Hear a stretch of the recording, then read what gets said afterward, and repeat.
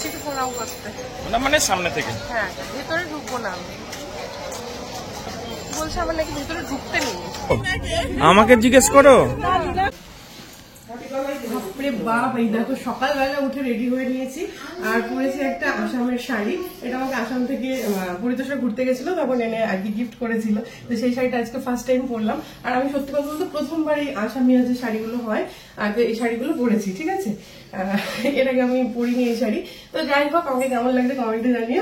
অবশ্যই সুন্দর লাগছে, এত মানে পছন্দ করে এনেছে একটা জিনিস গিফট করেছে, সেটা তো সুন্দর লাগারই কথা, তাই না? তো যাই হোক, এই নতুন শাড়ি পরে যাচ্ছি। কোথায় যাচ্ছি হচ্ছে আমরা তারাপীঠ। আর আমার মুখটা দেখো কি অবস্থা, ঘেমে পুরো জল, মানে খুব তাড়াহুড়ো করে রেডি হয়েছি। এইবারে দৌড়ে দৌড়ে গাড়িতে ওঠার পালা। তো চলো গাড়িতে যেতে যেতে কথা হবে কোথায় যাচ্ছি, মানে কারা কারা যাচ্ছে না যাচ্ছে সবই তো দেখতে পাবে। তো আজকের ব্লগটা আশা করি খুব ভালো লাগবে, একটা জমজমাটি ব্লগ, যেহেতু আমরা তারাপীঠ যাচ্ছি সবাই মিলে। আর 2 দিন আগে বাড়িতে গেল স্বাদের অনুষ্ঠান, আমরা ভীষণ ক্লান্ত, যাওয়ার কোনো প্ল্যান ছিল না, কিন্তু কালকে রাতে হঠাৎ করেই ফাইনাল করলাম যাবো। মানে সবাই যাচ্ছে তো, এবার হয় না রিকোয়েস্ট করছে, এবার আমাকে তো সবাই জোর করতে পারছে না, তোকে তো জোর করতে পারছি না, কিন্তু গেলে ভালো লাগতো, আমাদের মন খারাপ হচ্ছে তোকে ছাড়া। তো ঠিক আছে, তারপরে যাই হোক সিদ্ধান্ত নিলাম যে সেরকম তো কিছুই না, খুব কাছে বাড়ি থেকে। ঠিক আছে চলো যেতে যেতে কথা হবে। এর অবস্থা মানে আমার মানে পিছনে বেডের অবস্থা ওসব দেখে কিছু মনে করো না। সকালবেলা উঠে বাচ্চা কাছে রেডি করে রেডি হওয়া মানে বিশাল চাপের ব্যাপার। এর থেকে বিছানা ঠিকঠাক গোছানো হয়নি, এর থেকে আর কিছু করা সম্ভবই না। ছাতা নিতে হবে তো একটা, না? বাবাকে বলো।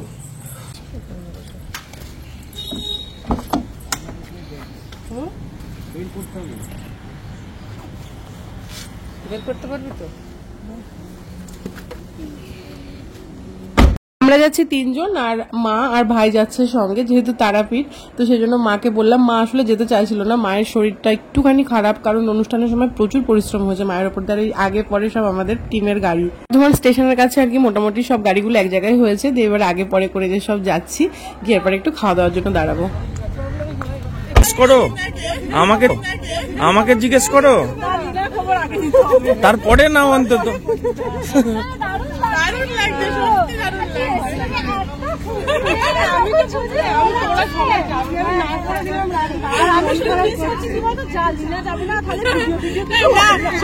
আরো বড় কথা, আমি আস্তে আস্তে বলছি আমাদের সেই টিম নেই তো,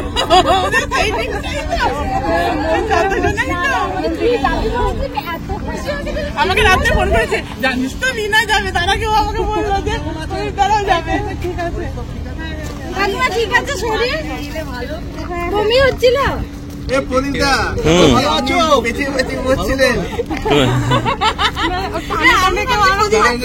আমি ভাবছি প্রদীপ তো পাঞ্জাবি পড়েছে, আমি গাড়ি থেকে ভাবছি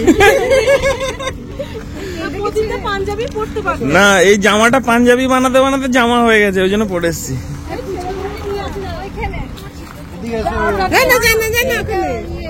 ওদিকে কোথায় যাচ্ছ? এদিকে এসো। লিটন দেখিস,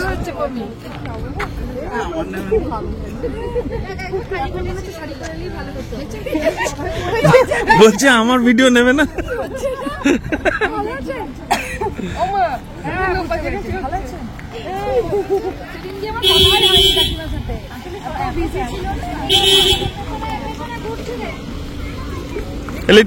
দেখতেই পেলে তোমরা যে আমরা কতজনা মিলে যাচ্ছি তারাপীঠ, আর সবাই মিলে কোথাও যাওয়ার একটা আলাদাই আনন্দ আছে। একা একা কিন্তু সেই ব্যাপারটা ঠিক আসে না, হয়তো ঘোরা হয় ভালো করে, কিন্তু আনন্দটা অতটাও হয় না। সবাই মিলে যাওয়ার একটা আলাদাই আনন্দ আছে। এখানে আমরা সবাই দাঁড়িয়েছি একটু সকালবেলার খাবার দাবার খাবো বলে। আমরা ওই 7:30টার দিকে বেরিয়েছি। তো সকালবেলায় মা একটু সেদ্ধ ভাত করেছিল, তো ঘি আলু সেদ্ধ ডাল সেদ্ধ দিয়ে আমি আর কিয়ান কিন্তু পেট ভরে খেয়ে এসেছি, খালি পেটে বেরোনোর রিস্কটা নিইনি। আর যারা যারা খাইনি এখানে ওই লুচি টুচি এসব খেলো, আর অনেকে আবার উপোস রয়েছে, একদম পুরোপুরি উপোস, গিয়ে তারা মায়ের পুজো দিয়ে তারপরে খাওয়া দাওয়া করবে। খাওয়া দাওয়া করলাম, সেখান থেকে তারাপীঠ ঢুকতে কতক্ষণ লাগলো? 1 ঘন্টা মতন না। আর খাওয়া দাওয়া করলাম কোথায়? ওই জায়গাটা কোথায় ছিল দাদা? কি নাম? পুটি শাঁখো। যাই হোক, আমি ভালো করে উচ্চারণ মানে বুঝতে পারছি না নামটা। তো এই পুটি শাঁখো, ওখান থেকে খাওয়া দাওয়া করে মোটামুটি 1 ঘন্টার মধ্যে আমরা তারাপীঠ ঢুকে গেছি। এই যে আমাদের সব গাড়ি আছে, পরপর গাড়িগুলো রয়েছে, পেছনে রয়েছে গাড়ি।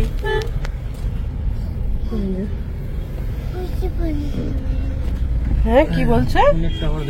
এই সুযোগে কিয়ান একটা আরামসে ঘুম দিয়ে নিল। তোমার ঘুম হয়েছে? ভালো ঘুম হয়েছে? প্রদীপ ঘুমালো, নাক ডেকে ডেকে ঘুমাচ্ছিল এতক্ষণ। ঘুম হয়েছে ভালো? তুমি কোথায় যাচ্ছ? কোথায় যাচ্ছ তুমি বলো? কোথায় যাচ্ছ বলে দাও, বলো।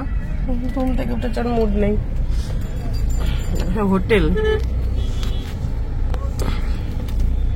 সব পর লাইন দেওয়া হোটেল। দেখো দুপুরবেলা যেহেতু মায়ের মন্দির বন্ধ হয়ে যায় কিছুটা সময়ের জন্য, তারপরে অনেকে উপোস রয়েছে পুরোপুরি, মায়ের পুজো দিয়ে তবেই খাওয়া দাওয়া করবে, তো সেজন্য পুজো দেওয়াটা আমাদের মূল উদ্দেশ্য ছিল। তো পৌঁছেই আমরা একদম মেন গেটের সামনে নেমে গেছি, আর নেমে তারপরে ওই পুজোর ডালা টালা নিয়ে যারা আর কি পুজো দেবে সবাই মন্দিরে ঢুকে গেছিল। আর আমি এখানে ওয়েট করছিলাম, কারণ আমি তো পুজো দিতে পারবো না, এটা বাড়ি থেকে আর কি বলছিল অনেকেই, তো সেই জন্য পরে আর কি আমাকে নিয়ে যাচ্ছে একটু প্রণাম করাতে। পুজো দিয়ে এসেছি, তারপরে বললাম একটু প্রণাম করতে যাবো। আমি যাইনি পুজো দিতে, ভেতরে ওরা দিয়েছে, আমি যাচ্ছি একটু প্রণাম করতে। মানে সামনে থেকে? হ্যাঁ, ভেতরে ঢুকবো না, আমি বলছি আমার নাকি ভেতরে ঢুকতে নেই। সেটা মেনে চলে। হ্যাঁ, বাড়ি থেকে জেনেই এসছি। আস্তে করে নিচু হও, নিচু হয়ে সিঁড়িতে প্রণাম করো। দেখতে পাবো না? না, দেখতে কি করে পাবো, ওই মন্দিরের ভেতরে তো। হ্যাঁ, ওই দেখা যায় তো, ওই নাট মন্দিরের ভেতরে। প্রদীপ বলছিল এখান থেকে প্রণাম করতে, কিন্তু এখান থেকে প্রণাম করলে মনটা ভরে বলো, দিয়ে আমি আবার বললাম না দেখা যায়। আমি এর আগে যখন গেছিলাম তখন ওই নাট মন্দিরের ওখান থেকে দেখতে পেয়েছিলাম যে তারা আমাকে দেখা যায়, তো ওই যে আমি যাচ্ছি ও সত্যি দেখতে পেয়েছিলাম। একটুখানি ভোগের জন্য বন্ধ ছিল মন্দির, তারপরে যখন খুললো প্রণাম করে তারপরে চলে এসেছি। আর সবার তো আগেই পুজো দেওয়া হয়ে গেছিল, আর তারপরে আমরা চলে এসেছি দেখো হোটেল রুমে। পুজো দিতে যেহেতু অনেকটা সময় লেগে গেছে, প্রায় 2টোর বেশি বেজে গেছিল, বাচ্চাগুলোর খুবই খিদে পেয়ে গেছিল, কারণ সকালে লুচি টুচি এইসবই খেয়েছিল সব বাচ্চারা, সেজন্য একদম হোটেলে ঢুকেই হাত পা ধুয়ে সবার আগে চলে এসেছি দেখো খাওয়া দাওয়ার জায়গায়। আর এখানে হয়েছে বিয়ে বাড়ির মতন আয়োজন, স্পেশাল আয়োজন। দেখে মনে হচ্ছে না যে আমরা কোনো বিয়ে বাড়িতে এসেছি, বিয়ে বাড়ি দিনের বেলায় খাওয়া দাওয়া হচ্ছে, কিন্তু একদমই নয়, এটা হোটেলের ছাদে। আর ওই যে সুদীপদা সবাইকে একদম বেছে বেছে মাংস দিচ্ছে, এখানে মাটন করেছিল, এত ভালো খেতে হয়েছিল, সবাই বলছিল। আমি তো মাটন খাই না, কিন্তু দেখেই বোঝা যাচ্ছিল যে ভীষণ ভালো হয়েছিল প্রত্যেকটা রান্না, একদম বিয়ে বাড়ির মতন মেনু সেট করেছিল, সবকিছু করেছিল। হ্যাঁ, আসলে ব্যাপারটা হচ্ছে এই যে হোটেলটায় আমরা উঠেছি, এই হোটেলটা সুদীপদাদেরই হোটেল, মানে শিউলিদের হোটেল।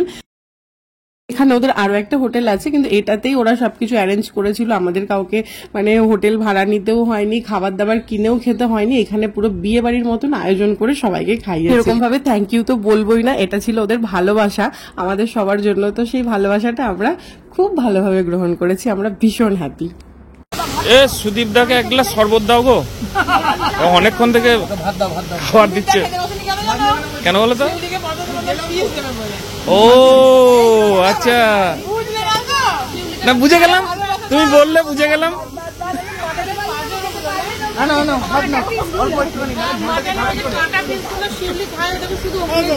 তুমি বলে রাখতে পারতে আমাদের, আমরাই দিতাম, অসুবিধা কি আছে? না সেটাও ঠিক।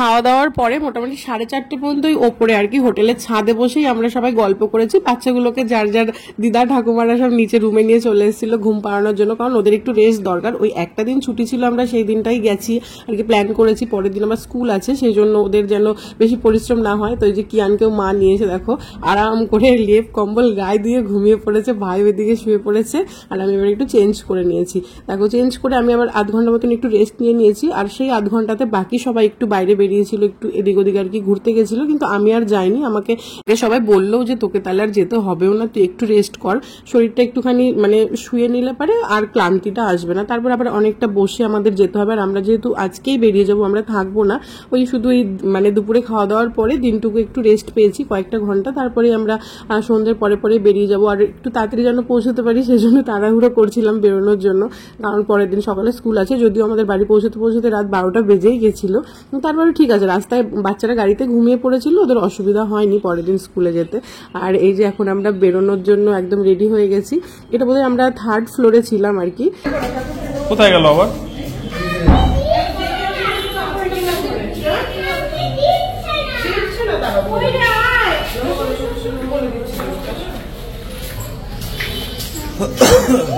একটু দাও, একটু দিতে হয় না? একবার দাও, একবার দাও। একবার দিতে হয় তো।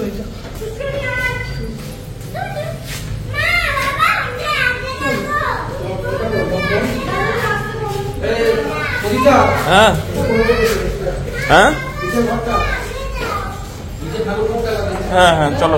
হোটেলের গ্রাউন্ড ফ্লোরে আমরা বেরোনোর সময় একটু ঢুকেছিলাম, ওখানে ভীষণ সুন্দর মানে ঠাকুর ঘর আছে যেখানটায় পুজো হয়েছে উল্টো রথের দিন, তো সেজন্য একটু সাজানো টাজানো ছিল। আমরা ওখানে প্রণাম করে দেখো এই যে বেরিয়ে গেলাম, আর সব গাড়িগুলোতে মোটামুটি সবাই উঠে গেছে। আর এখানে দেখো আর সুদীপদার মা সব বাচ্চাগুলোকে আবার হাতে টাকা দিচ্ছে, মানে হয় না সে দিদা ঠাকুমারা কোথাও গেলে মানে সেখান থেকে চলে যাওয়ার সময় আবার হাতে কিছু দিয়ে দেয়, তো এটা আশীর্বাদ সব বাচ্চাদেরকে দিচ্ছে যে তোরা চকলেট খাবি বা কিছু কিনে নিবি খেলনা।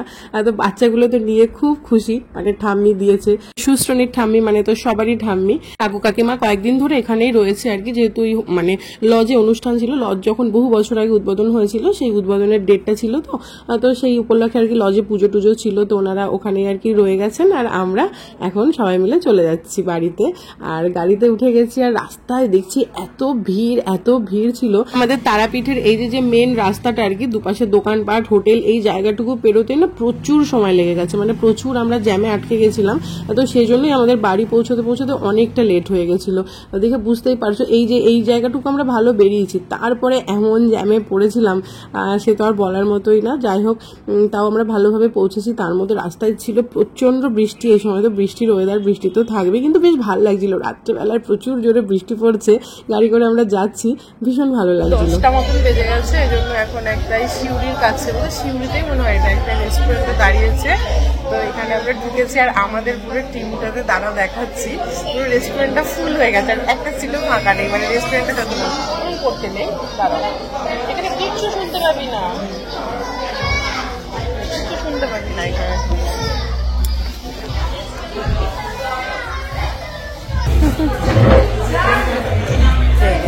আমাদের পুরো টিমটাতে রেস্টুরেন্টটা ফুল, বলো দেখো প্রত্যেকটা টেবিলে শুধু আমাদের টিম, প্রত্যেকটা টেবিলে খাবার অর্ডার দেওয়া হয়ে গেছে, চলে আসবে এখনই। আমাদের বাড়ি পৌঁছাতে বলতে মানে 12টা বেজে যাবে না, ওই জন্য এখান থেকেই খেয়ে বেরোচ্ছি। সবাই ক্লান্ত হয়ে গেছে, সেই সকালে বেরোনো হয়েছে, তো একটা ধকল থাকেই যতই দুপুরে রেস্ট নেওয়া হোক। তো যাই হোক এইখানে দেখো আমাদের খাবার চলে এসেছে। আর খাবারের মধ্যে আমরা অর্ডার দিয়েছিলাম রাত্রিবেলায় না, আমি আর ময়দার কিছু খাওয়ার রিস্কটা নিইনি, এমনি প্লেন সাদা ভাত, তার সঙ্গে একটুখানি আলু পোস্ত, ডাল ফ্রাই আর আলু দিয়ে ডিমের ঝোল অর্ডার করেছিলাম, কিন্তু একটু পরে এসে বললো যে আলু পোস্তটা এখন হবে না। ঠিক আছে, ডাল ফ্রাই আর ওই ডিমের ঝোলটাই থাক, আর অন্য কিছু সবজি, রেস্টুরেন্টাল সবজি দেখবে একদম ভালো লাগে না খেতে। আর প্রদীপ ওখানে ওই নান কিছু নিয়েছিল, যেটা ও ডাল ফ্রাই দিয়ে খেয়েছে। তো যাই হোক আমরা দেখো খাওয়া দাওয়া করে বেরিয়ে গেছি। এই সময় একটু বৃষ্টিটা বন্ধ ছিল, তারপরে মুষলধারে বৃষ্টি হয়েছিল। ব্লগ আমি আর কন্টিনিউ করিনি, এখানেই শেষ করছি, চলো টাটা।